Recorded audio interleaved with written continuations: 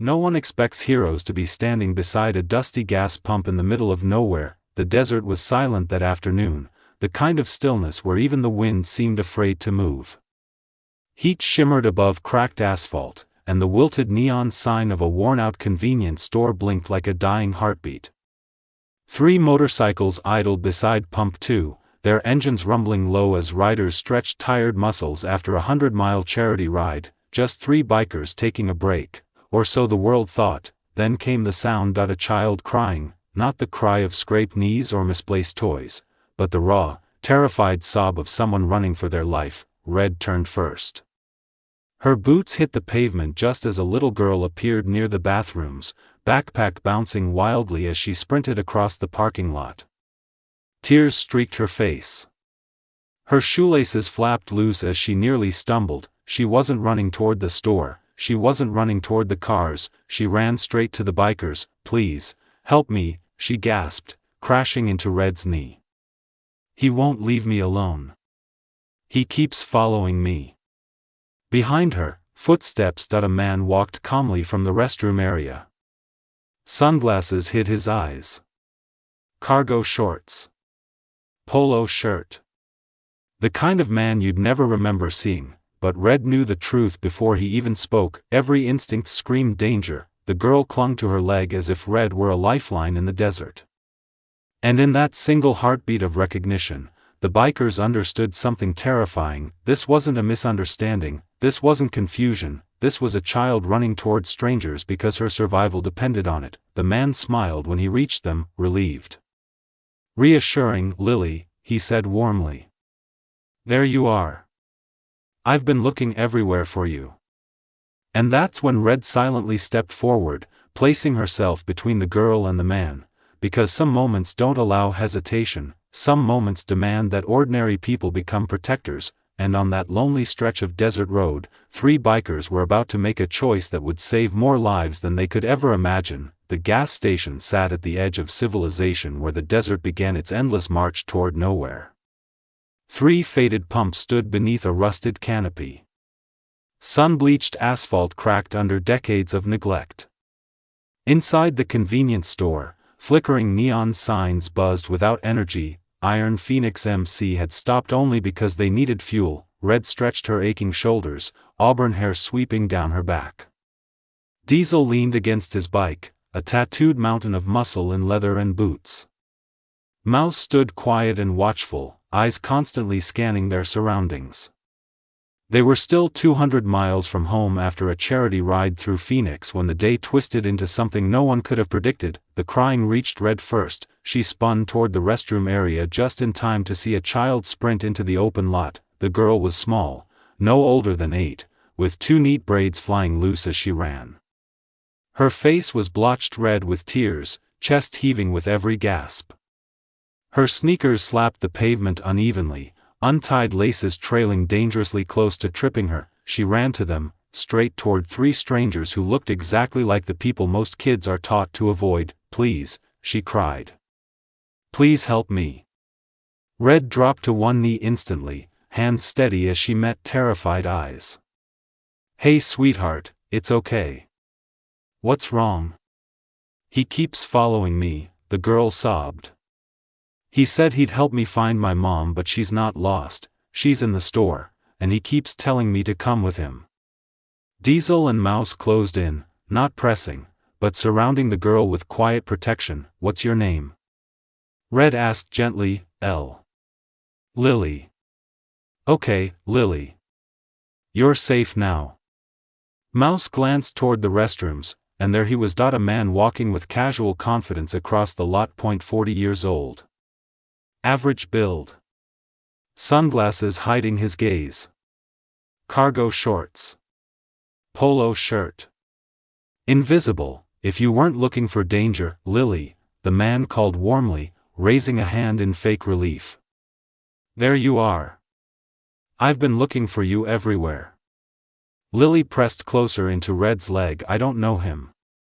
Red stood tall, her stance changed, not aggressive, not confrontational, but unmovable. Diesel shifted slightly to her side, Mouse mirrored the movement, the semicircle sealed, the man reached them, offering an apologetic smile.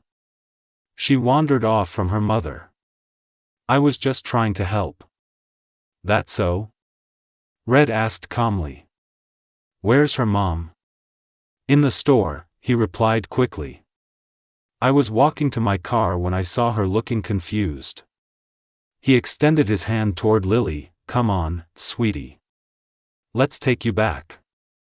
She says she wasn't confused, Mouse responded quietly, the smile slipped, just slightly, she was upset. Kids get confused sometimes.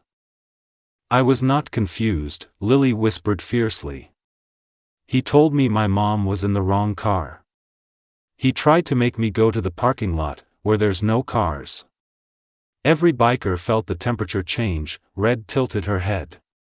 Why didn't you take her to the store if you believed her mom was inside? I told her to go. He didn't, Lily said. A pause fell heavy. Diesel spoke next. Easy enough to check. Let's all go inside together and find her mom. The man hesitated, then nodded. Fine. This is ridiculous. They walked as a group, Red holding Lily's hand now. Diesel and Mouse flanked the man like silent shadows. No touching. No threats, just presence. Inside, a woman wearing conference badges stood paying for water at the counter. She turned as the doors opened, and as her eyes landed on Lily, her face drained white. Lily. She dropped the bottles and ran, collapsing to her knees as she wrapped her daughter tightly into her chest. Oh my God, you disappeared, I was calling the police. Lily cried openly now. I went to the bathroom and he said my mom was somewhere else and tried to make me leave. Dr. Sarah Chen slowly rose, pulling Lily behind her as her gaze locked onto the stranger. Who are you? She demanded. Nothing happened, he blurted. She was confused. She was not, Red said sharply. Your daughter came running to us for help. I want his ID, Dr. Chen snapped. I don't have to show you anything. The clerk behind the counter raised his phone, already called 911. Saw it all from the window. The man froze, sirens soon echoed down the highway, sheriff vehicles rolled into the lot moments later, deputies entered quickly, weapons ready. Dr. Chen and Lily gave statements. The bikers told their account. The suspect refused to speak. The sheriff turned grim. Run his ID. They searched his car. 20 minutes later the truth emerged from under the spare tire. Zip ties, duct taped at a prepaid phone. Children's clothes in different sizes, and photographs, dozens of them, children at parks, gas stations, schools, rest stops. The deputy whispered, Dear God. Backup and detectives were summoned. The man was handcuffed. Detective James Hartley arrived later, grave-faced. We've been tracking multiple missing children for 18 months along this corridor. Different towns. No link. He nodded toward the patrol car. You just cracked the case wide open. Dr. Chen embraced her daughter tightly, shaking. Thank you, she whispered to Red.